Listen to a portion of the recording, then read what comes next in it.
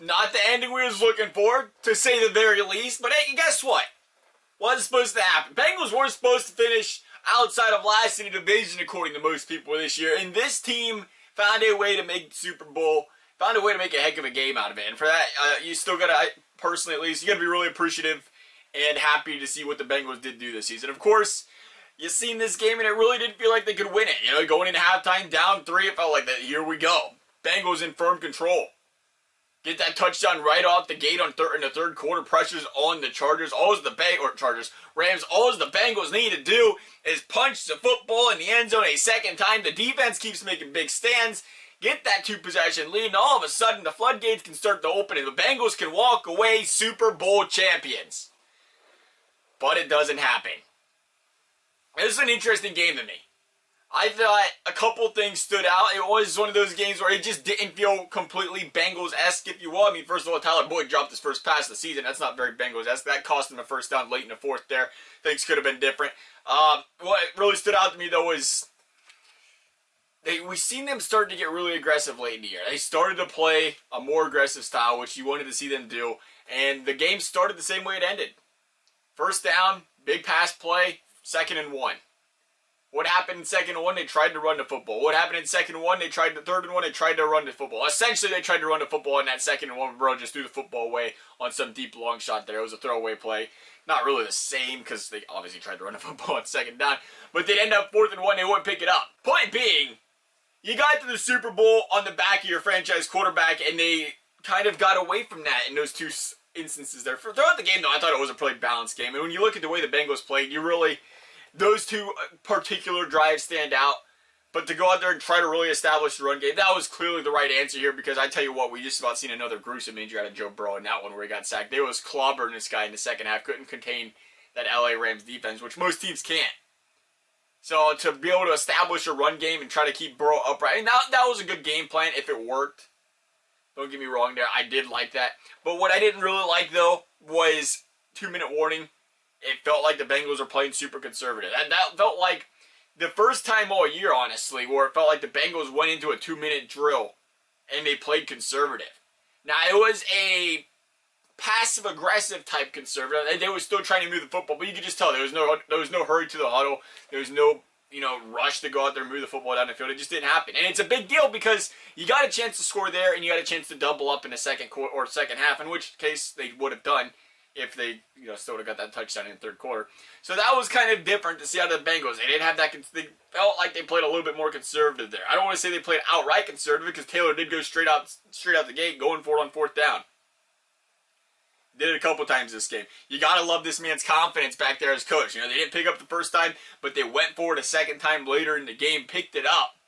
Sticking with his team, having faith in his team. You love to see that. And you guys know us. I'm not a fan of blaming the rest of the game. Really ain't. Especially in a game like this one, where the Bengals, again, it was a 4-point game. They just had to move the football down the field once and score a touchdown. After that first drive in the third quarter in this game, they're up double digits. And they're in fantastic position to win this football game. You could see it the second they scored the first time there off that touchdown. The nerves started to settle in. Matthew Stafford was bound to make some mistakes. He did. Bengals just couldn't capitalize on it. So there was clearly, the defense played outstanding. The offense needed to put some more points up, which, again, it's a testament to just how good the LA Rams defense is. But we bring this up because I think it's important to note there was multiple opportunities in this football game for the Cincinnati Bengals to go down and expand this lead, so they was not in this situation at the end of the game where it was a 4-point game and the referees put the game on their flag. Can you say that? On the flag. Yeah, we're going to call it that. Why? Now, first of all, you look at the penalty on Logan Wilson. It was 3rd and 7. Would have been 4th and 7. First of all, was there a hold? It was not something really flagrant or clearly, obvious. So it was one of those they could have let go. More importantly, the hold meant nothing. The ball was behind the 2 players. If anything, if there wasn't the hold there, he would have broke his route out to the right even more. The ball was to the left. It would just miss him that much more. It was an irrelevant call when you think of it from that perspective. But it got called. The reason it's an issue that it got called for me personally, though, is the fact that throughout playoffs and throughout this game, the referees have played the game of let them play. Unless it's something egregious, let them play. I don't think, was there a defensive penalty called all game up until that point? I don't know if there was. They was letting these guys play. There was contact on the Bengals side. There was contact on the Rams side. Both teams were playing aggressive. Both teams got away with things throughout this football game. But to wait until the biggest moment of the game, where it would have been 4th and 7, Bengals in really good position there to make the stop, to throw that flag, I just don't like it. I don't agree. I would have liked it if it was for the Bengals. I would have been excited the Bengals won the Super Bowl, but you gotta let them play. You gotta let him play in a case like that. He didn't tackle him, and it wasn't. It's whatever. Fact of the matter is, Bengals got the ball back, and again, they get, it looked good. He said, "Here we go. This is what the Bengals play for right here: a game-winning or a game-tying field goal by McPherson to take it to overtime, or a game-winning drive. This is how they play. Big play to start the drive. They get the next one where it's 2nd and 1, and then again, we get to the interesting play call of running the football. I get it. You catch them off guard. I love the idea. But this is the Super Bowl. You're playing to win the Super Bowl. And if you want to win the Super Bowl, you best try to go down that field as quick as you can and score a touchdown. You're not going to do that running the football, being forced to burn a timeout and kill a clock. So I thought they should have just stayed aggressive that entire time. 2nd and 1, 3rd and 1, 4th and 1. Maybe it would have been different. It's funny when you watch this Bengals game, though, because what really was their Achilles heel throughout the season on offense, it got better throughout the season. It was a 2nd and shorts, 3rd and shorts, for whatever reason. And the offensive line, and both of them kind of glared in this game in multiple different scenarios in this game. But again, you can't discredit the Rams defense. They're one of the nastiest in the league. You knew it would be a tough matchup for the Bengals. And ultimately, I'm just, again, glad that we've seen these guys come out healthy in this football game. I was a little bit surprised. If there was one thing I would have liked to see more out of the Bengals offense, I would have liked to see the bootleg out of Joe Burrow. We've seen him run that play a lot this season, hit the bootleg, throw it to the tight end, crossing in front of him on the sideline there. It's worked a lot. It's worked really well.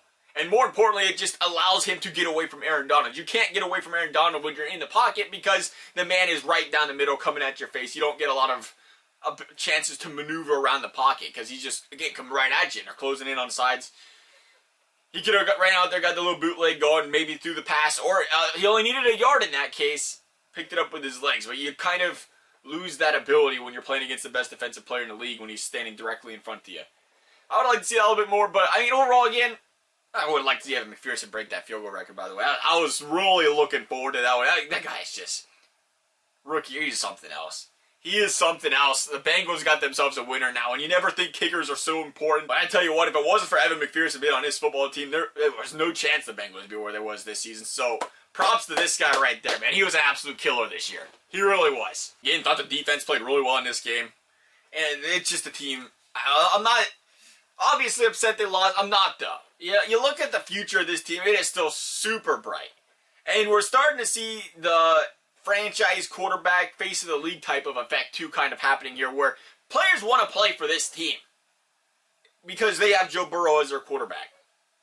And you see guys kind of come in on maybe more team-friendly deals, or they come on over happily to sign, and I think that's going to be a big deal for the Bengals going forward because they do have some cap space to work with in the offseason. You know where they got to go.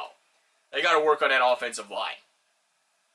And, again, maybe you could pick up some other veteran pieces that are just wanting to come and play. Take a chance of winning the Super Bowl with Joe Burrow and the boys. I mean, this team has made it on his first full year as quarterback. A lot to love about this season. Love you guys' thoughts. Thank you guys for watching. We'll see you next time.